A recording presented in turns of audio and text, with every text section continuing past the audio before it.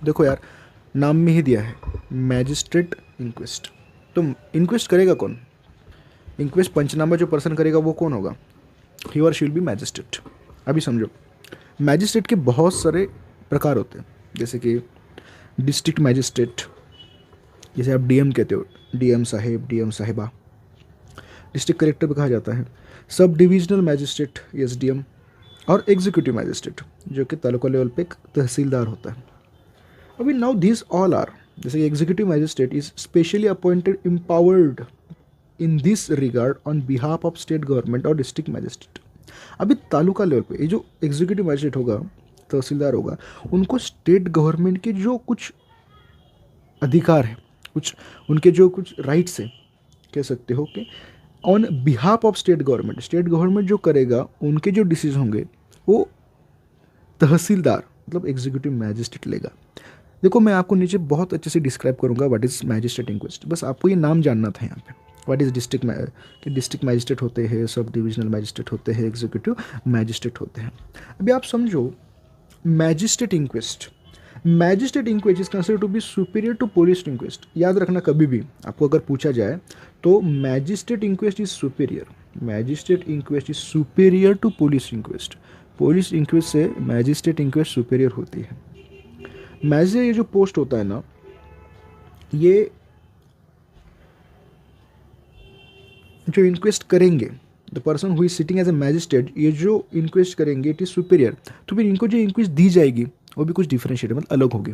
समझो, अभी अगर किसी पर्सन को पुलिस कस्टडी में, किसी पर्सन की पुलिस कस्टडी में डेथ हो जाती है, पुलिस कस्टडी, आपको पता होगा कि कोई पर्सन अंडर ट्रायल है या फिर किसी को शिक्षा दी गई है, तो वो कस्टडी में होता है, पुलिस कस्टडी में।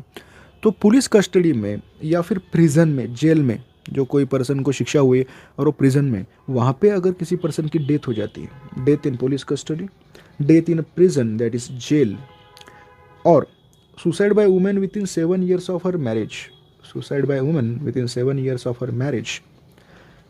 इनमें जो इंक्वेस्ट की जाती है it is a magistrate inquest करेगा।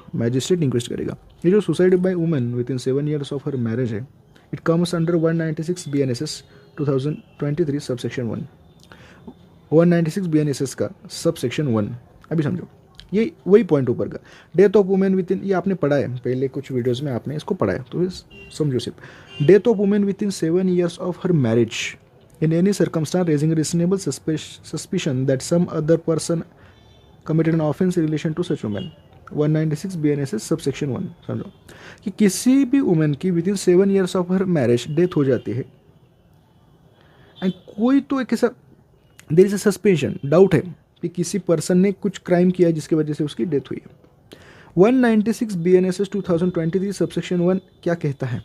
कहता है कि मैजिस्ट्रेट, अब ये समझो, ये लाइन बहुत ज़्यादा इंपॉर्टेंट है। ये लाइन आपको ऐसे क्वेश्चन पूछा जा सकता है, आपको ट्रिकी क्वेश्चन पूछा जा सकता है वाइवा में, आपको समझना है।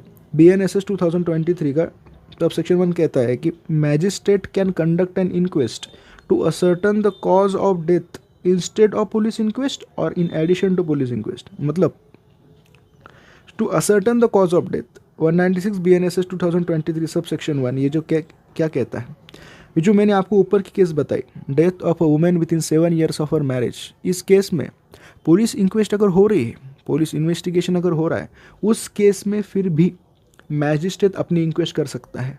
Inquest to ascertain the cause of death, death का कॉज समझने के लिए मैजिस्ट्रेट इंक्वेस्ट कर सकता है। पुलिस इंक्वेस्ट की जगह मैजिस्ट्रेट इंक्वेस्ट कर सकता है, या फिर पुलिस इंक्वेस्ट के साथ मैजिस्ट्रेट भी इंक्वेस्ट कर सकता है।